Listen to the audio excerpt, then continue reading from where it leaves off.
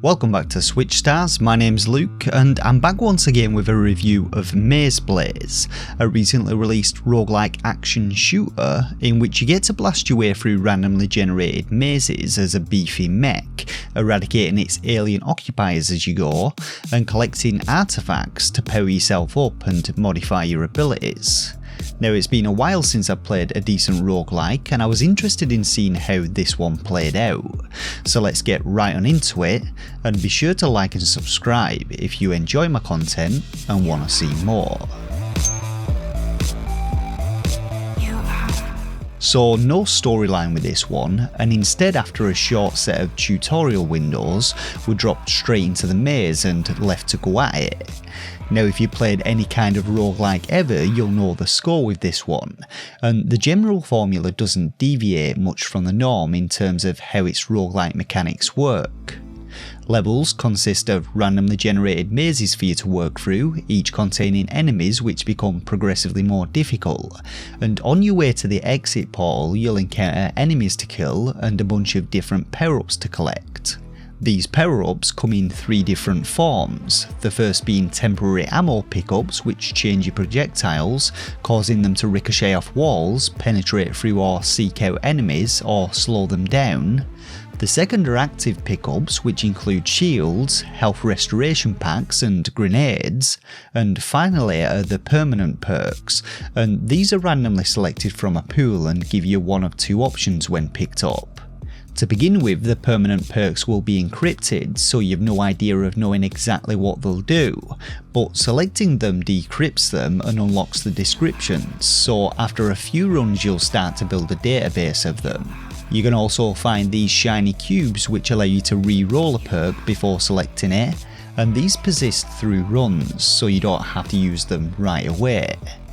Now aside from the randomly generated layouts, the mazes themselves also contain segments of them which apply a variety of different status effects when entered. For instance, you have areas which either speed you up or slow you down or steadily heal your health, have patches of fire which appear at random on the ground, icy sections which see you sliding all over the shore, and dark areas which restrict your vision.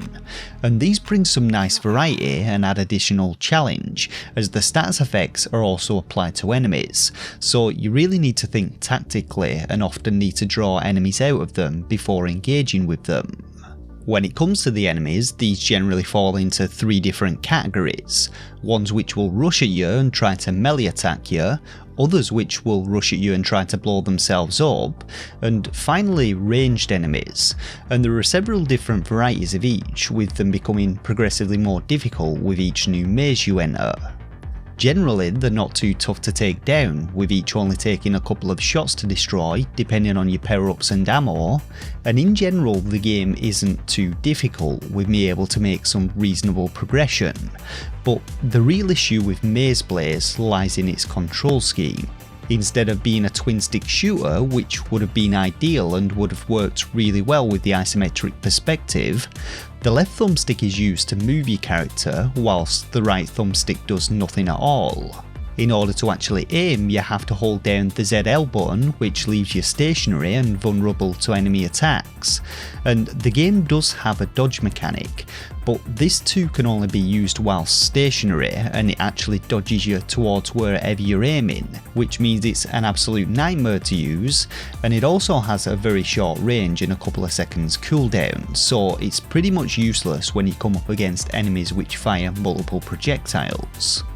Aside from the frustrating control scheme, I also found that my projectiles would often completely miss enemies, which is bad news when you're surrounded by a bunch of melee monsters, and in general your weapon fires pretty slowly, so if you encounter a large group you end up just having to run away whilst trying to shoot a couple of shots at a time, though I did find a bug whereby I could throw grenades through walls, which really helped on these occasions. Now I'm not entirely sure on how many maze levels there actually are in the story mode, but I only managed to make it to the third maze before being completely overwhelmed by the number of enemies, and I didn't encounter any boss fights, so I'm not entirely sure they exist. Overall, I didn't find gameplay to be too bad though. It was fun experimenting with the different pickups, and each run had enough variety to keep things interesting.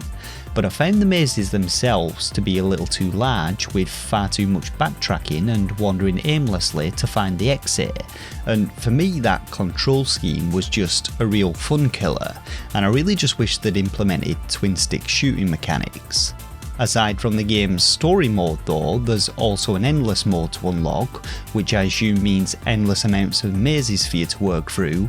and this can be played in 2-player co-op mode, which to be honest I think should have just also been included in the story mode. All in all though, Maze Blaze is a reasonably decent roguelike, which doesn't deviate too far from the standard formula, but it's a relatively fun time if you can handle its awkward control scheme.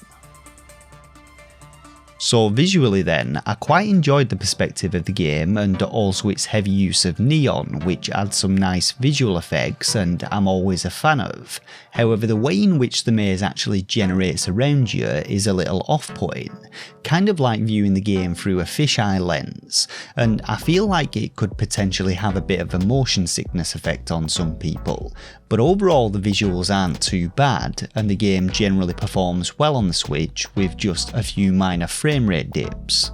Audio wise, we get some decent punchy sound effects for the weapons, the enemies make a few generic robot sounds which are nothing special, and the music is your standard futuristic electronica affair which fits fine with the gameplay, but again nothing special. So all in all, not too bad on the audio and visual front. So all in all, my general gameplay experience with Maze Blaze was one of both fun and frustration. Its gameplay loop is pretty standard and it does have a decent selection of power-ups to keep things varied from one run to another, but like I said, that control scheme is almost infuriating, as it really slows down the pace and makes things much more difficult, and I really don't know why they just didn't go with a twin stick setup, which would have been ideal. The lack of direction in mazes and the sheer scale of them can also be pretty annoying, as can the positioning and quantity of enemies in them, but overall it's really not a bad game. It has some decent mechanics and I could see the 2-player mode being much more enjoyable, and so when it comes down to my own personal rating, I'm going to be giving Maze Blaze 3 out of 5 stars. As far as roguelikes go, in my opinion Maze Blaze sits slightly below average, but if you're looking for a new roguelike to try out and you've exhausted most of the premium offerings, then Maze Blaze could be worth considering. With that said though, let me know your thoughts and opinions on this one, especially if you played it, and what you thought of that control scheme. As always though, if this review helped you out, do me the honours of dropping a like, consider subscribing if you enjoy my content and are looking for more reviews and Switch related goodness, and until next time, thanks once again for watching, take care of yourselves, and game on.